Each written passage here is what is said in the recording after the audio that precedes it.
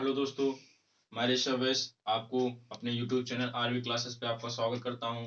आज का मेरा टॉपिक है वेक्टर एंड स्केलर।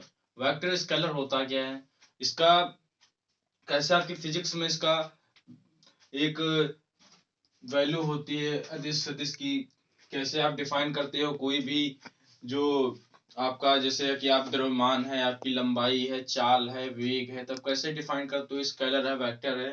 तो इसके लिए मैं आपको बताऊंगा स्केलर वेक्टर होता क्या है, जिससे आप इजीली तरीके से इसको डिफाइन कर सकें। तो सदिश वेक्टर होता क्या है, तो सदिश यानी कि वेक्टर,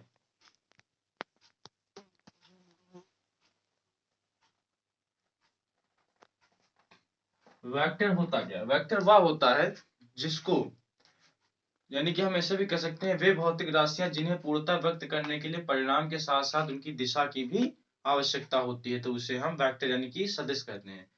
तो लिखते हैं यहाँ पर वे राशियां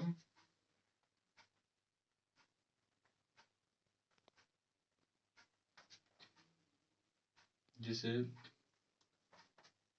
पूर्णतया व्यक्त करने के लिए, पूर्णतया व्यक्त करने के लिए परिणाम के साथ साथ दिशा की भी आवश्यकता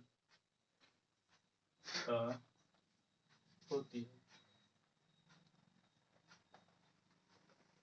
ठीक है दोस्तों, यानी कि हम वेक्टर को क्या कहेंगे कि जब कोई राशि होती है तो उसको, उस राशि को जिसे पूर्णतया व्यक्त करने के लिए परिणाम की भी आवश्यकता हो और दिशा भी हो, जिसके अंदर एक रिजल्टेंट भी हो, उसकी एक दिशा हो, तो वो क्या कहलाती है? आपका वेक्टर कहलाती है, सदिश कहलाती है। जैसे इसका हम एग्जांपल ले सकते हैं। इसका एग्जांपल हमारा सीधा सा होता है द्रव्य बल होता है। बल एक होता है बाह्य कारक जो एक दिशा में लगता है, और इसका रिजल्टेंट एक होता है, तो आपका एग्जांपल फोर्स हो जाएगा, यानी कि बल। और क्या होगा इसमें? और आपका होगा, जैसे कि आप कोई दूरी तय करते हो जिसे हम आपको विस्थापन कहते हैं, इसमें विस्थापन भी हो सकता है। इसका उदाहरण विस्थापन, वेग, ईटीसी, ये आपके बहुत से होते हैं, मैंने सिर्फ 3 के उदाहरण दिए हैं। इसी तरीके से मैं आपको अगला बताऊंगा स्केलर क्या होता है। स्केलर यानी कि अदिश क्या होता है, इसको मैं रेज कर दूं। अदिश कुछ नहीं होता, मैं इसी परिभाषा से बताऊंगा आपको। अदिश बस इसमें ये होता है कि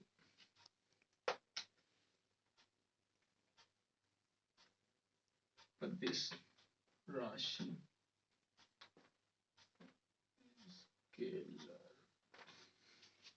स्केलर क्वांटिटीज, अदिश राशियों को स्केलर क्वांटिटीज कहते हैं। ठीक है, स्केलर क्वांटिटीज होती हैं, वे इसमें सिर्फ परिभाषा की हो जाती है, इसमें परिणाम की ही आवश्यकता होती है सिर्फ करने के लिए, केवल परिणाम की आवश्यकता होती है।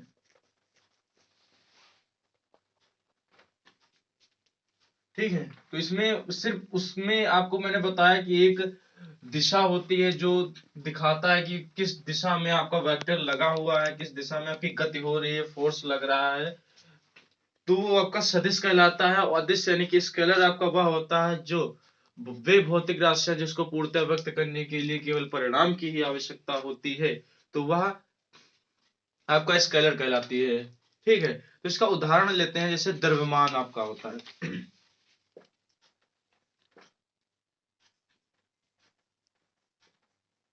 मास। मास कोई किसी चीज का मास जो होता है उसके पास रिजल्टेंट तो होता है, मगर कोई दिशा होती है? नहीं होती है। जैसे आपकी लंबाई ETC, किसी चीज की लंबाई तो होती है, तो लंबाई तो एक कोई दिशा इसकी थोड़ी ना, किसी भी दिशा में इसकी लंबाई कुछ भी हो सकती है। ठीक है, तो ये आपके होते हैं अदिश राशियां होती हैं। तो आज मैं बताऊंगा आपको कि सदिश राशियों को जोड़ा कैसे जाता है।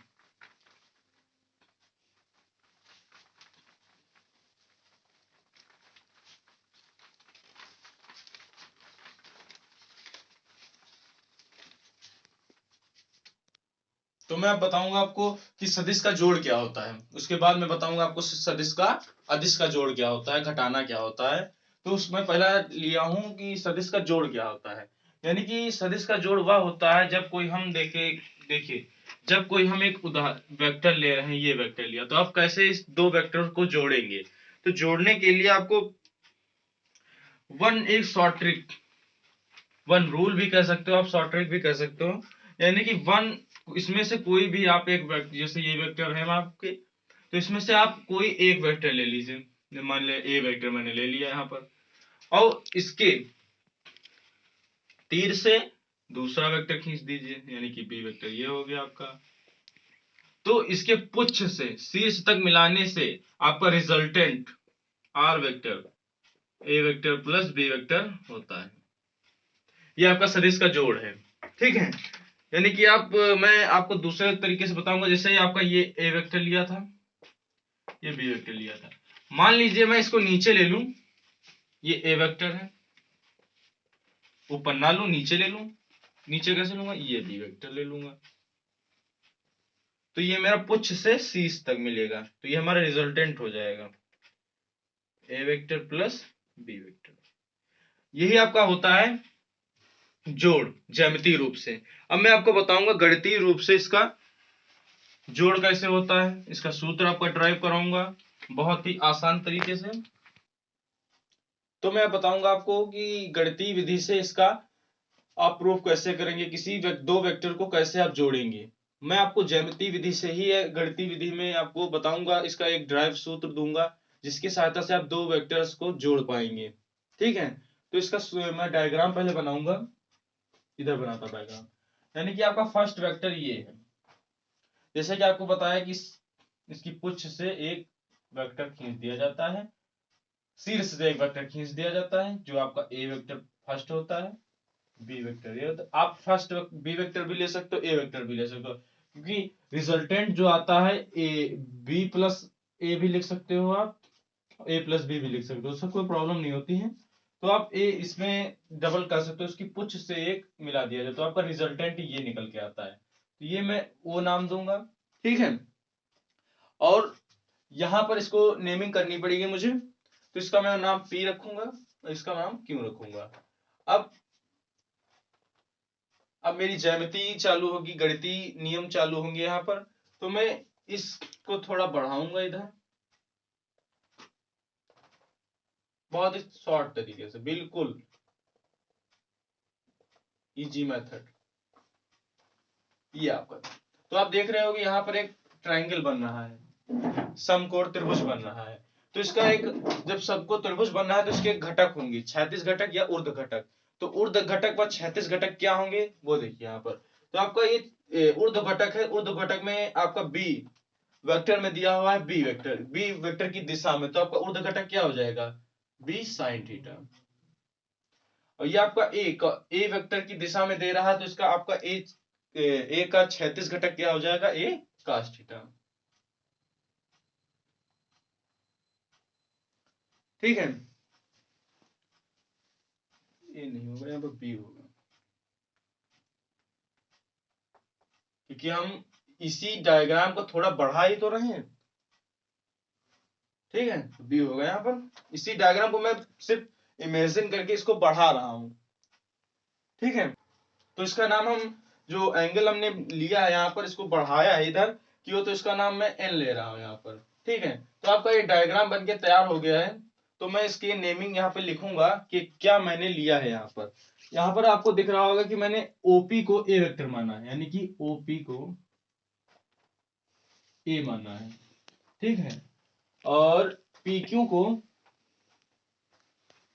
बी, और ओ आर को आर वेक्टर, ओ क्यू को सॉरी आर वेक्टर माना हुआ है यहाँ पर, ठीक है। जब आर वेक्टर माना हुआ है तो मैं समकोण त्रिभुज लूंगा। यहाँ पर कौन सा लूंगा? पी एन क्यू में देखता हूं यहाँ पर। तो फर्स्ट इसका रहता है त्रिभुज में पी एन क्यू में, इसके मैं घटक निकालूंगा। तो आपको दिख रहा होगा एक समकोण त्रिभुज है यहाँ पर, तो ये एक समकोण त्रिभुज है यहाँ पर। तो इसका कास का यानी कि क्षैतिज से घटक क्या होगा, यानी कि कास थीटा में। कास थीटा यहाँ पर क्या होगा? लाल बटा का से कास होता है यहाँ पर लंब बटा कर्ण, लंब बटा कर्ण यानी कि पी क्यू एन बटा क्यू पी, क्यू एन बटा क्यू पी, ठीक है। क्यू एन बटा क्यू पी होगा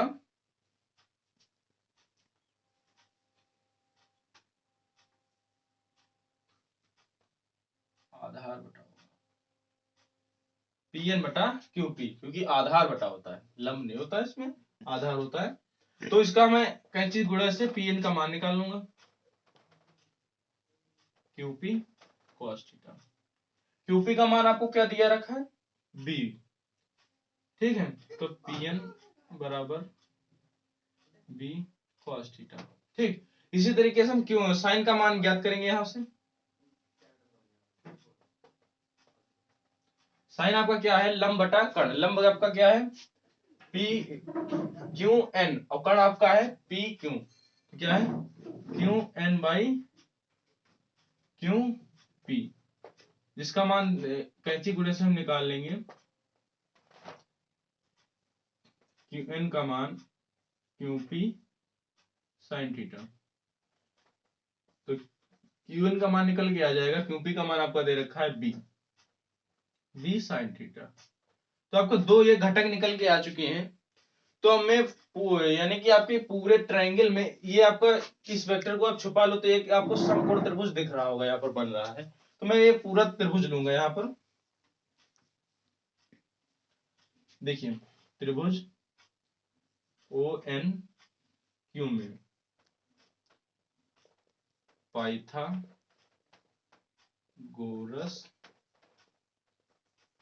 प्रमेय से, समझिएगा यहाँ पर पाइथागोरस प्रमेय से। पाइथागोरस प्रमेय हमारी क्या होती है? कर्ण का स्क्वायर बराबर होता है लंब का स्क्वायर प्लस आधार का स्क्वायर। तो मैं यहीं पर लगाऊंगा, जैसे आपका लंब का स्क्वायर कर्ण का स्क्वायर दे रखा है ओ आर, ओ क्यू का स्क्वायर और क्यू एन का स्क्वायर, और प्लस होता है आपका ओ एन का स्क्वायर, ठीक है। और ओ एन आपका क्या होता है? ओपी प्लस पी एन, आपका टोटल होता है ओ एन, ठीक है। यहां पर लिखिएगा O N OP plus P N से, ठीक। तो यहां पर आपका ओ क्यू दे रखा है आर वेक्टर, ठीक है, और क्यू एन का मान आपने क्या निकाला? बी साइन थीटा, यानी कि बी साइन थीटा का स्क्वायर। ये आपका है ओपी प्लस पी एन का होल ऑफ स्क्वायर, ठीक है।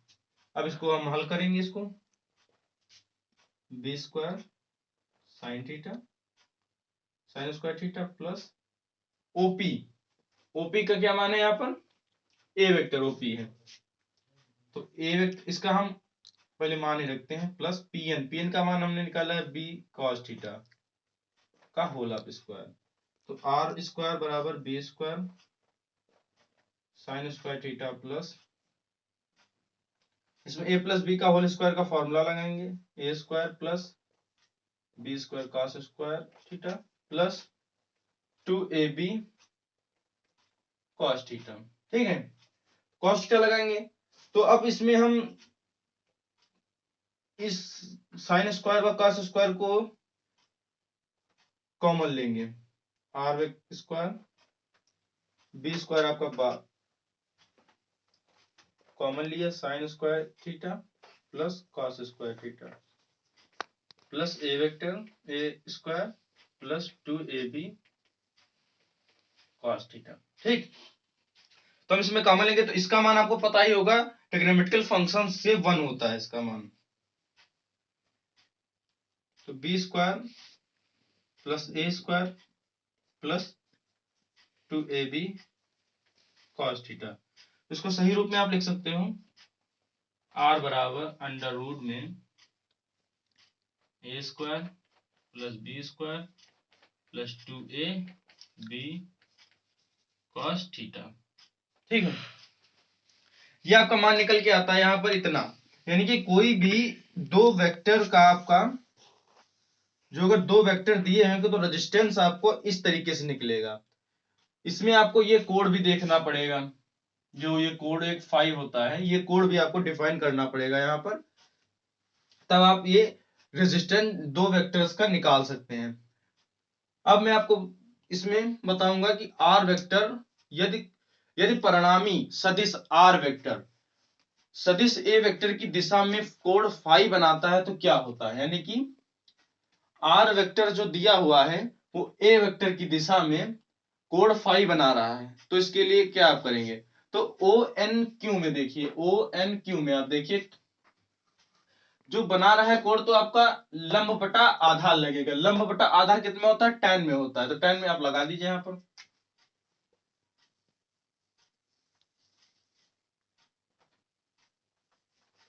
तो tan फाई, यानी कि यहां पर लिखते हैं पहले ओ एन क्यू में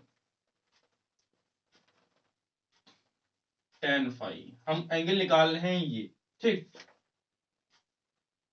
Q N by O N, Q N by O P plus P N. तो tan फाई का मान क्या आ जाता है, ये आपका बी साइन थीटा दिया हुआ है। ठीक है, अब वो ए वेक्टर दिया हुआ है, ये बी cos थीटा दिया हुआ है, ये आपका बी साइन थीटा है, ए प्लस बी cos थीटा। ठीक है, इतना मान निकल के आता है, तो आप इस थीटा का मान आपको चाहिए तो थीटा का मान निकालते हैं, tan inverse B sine theta A plus B cos theta. ये आपका फॉर्मूला निकल के आता है जो आपसे कहता है कि रेजिस्टेंस से, यानी कि कोई रेजिस्टेंस से सदिश आर वेक्टर ए वेक्टर की दिशा में कोई कोण फाई बना रहा है, तो आप इस एंगल से बता सकते हैं वो कितना कोण बना रहा होगा।